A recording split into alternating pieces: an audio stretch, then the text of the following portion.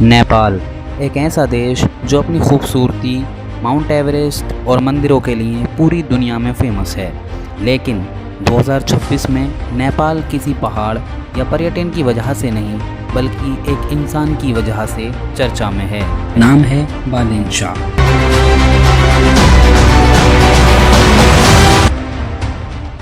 अस्सलाम वालेकुम दोस्तों, मेरा नाम है मोहम्मद आदिल और आप देख रहे हैं गुलाम गौस ऑफिशियल पर द स्टोरी पिटारा।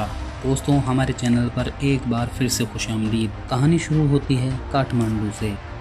जब नेपाल करप्शन, बेरोजगारी और गंदगी से परेशान था, सड़कें टूटी हुई थीं, सरकारी ऑफिस धीमे और नेता सिर्फ प्रॉमिस दे रहे थे, तभी सामने आया एक नया चेहरा, बालेन शाह। उसने कहा, अगर सिस्टम खराब है तो सिस्टम बदलो। लोगों ने पहले मजाक उड़ाया, कहा एक रैपर देश क्या चलाएगा। लेकिन बालेन शाह ने काठमांडू का मेयर बनते ही सबको शॉक कर दिया। सबसे पहले उसने इलीगल बिल्डिंग्स पर एक्शन शुरू किया। जो बड़े बड़े होटल और शॉपिंग कॉम्प्लेक्स सालों से कानून तोड़ रहे थे, उन पर बुलडोज़र चल गया। सारा वीआईपी कल्चर ख़त्म कर दिया। फिर उसने काठमांडू की सफाई पर फोकस किया। कचरे से भरी सड़कों को साफ करवाया। रात में खुद निकलकर इंस्पेक्शन करने लगा।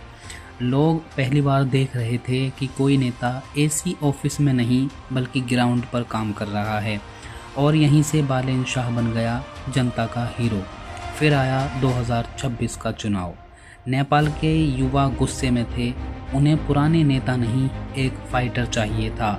और बालेन शाह ने वही इमेज बनाई। इलेक्शन कैंपेन में उसने कहा, नेपाल छोड़कर बाहर नौकरी करने की ज़रूरत नहीं, हम अपना देश खुद बदलेंगे। ये लाइन सीधे युवाओं के दिल में उतर गई। इलेक्शन हुआ और नेपाल की राजनीति हिल गई। बालेन शाह प्रधानमंत्री बन गए। लेकिन असली तूफान तो उसके बाद आया। फिर उसने सरकारी ऑफिस को डिजिटल बनाना शुरू किया। ऑनलाइन सर्विसेज लॉन्च हुई ताकि लोगों को छोटे छोटे काम के लिए रिश्वत न देनी पड़े। सीमा पर सख्त कस्टम नियम। भारत नेपाल सीमा पर सख्ती बढ़ाते हुए सरकार ने भारत से लाए जाने वाले 100 से अधिक के सामानों पर अनिवार्य सीमा शुल्क यानी कस्टम ड्यूटी लागू कर दिया। छात्र संघों पर बैन। शिक्षण संस्थानों में राजनीति को खत्म करने के मकसद से कॉलेजों और विश्वविद्यालयों में राजनीतिक दलों से जुड़े छात्र संघों पर प्रतिबंध लगा दिया गया है। अतिक्रमण पर बुलडोजर कार्रवाई। काठमांडू के सौंदर्यीकरण और सार्वजनिक जमीनों, नदियों के किनारे अवैध रूप से बनी 2000 से अधिक ढांचागत संरचनाओं यानी बस्तियों और इमारतों को ध्वस्त किया गया है। सरकारी कर्मचारियों के लिए नियम। सरकारी कर्मचारियों, शिक्षकों और प्रोफेसरों को किसी भी राजनीतिक दल या संगठन से जुड़ने पर पूरी तरह से रोक लगा दी गई है।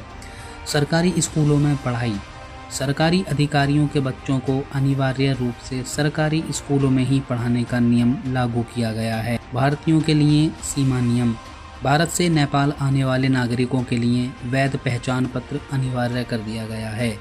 और भारतीय पर्यटकों का स्टे यानी रहने की सीमा 30 दिनों तक सीमित कर दिया गया है। बालेन शाह ने बॉर्डर ट्रेड सिस्टम बदलने की कोशिश की ताकि नेपाल की इकोनॉमी मजबूत हो सके।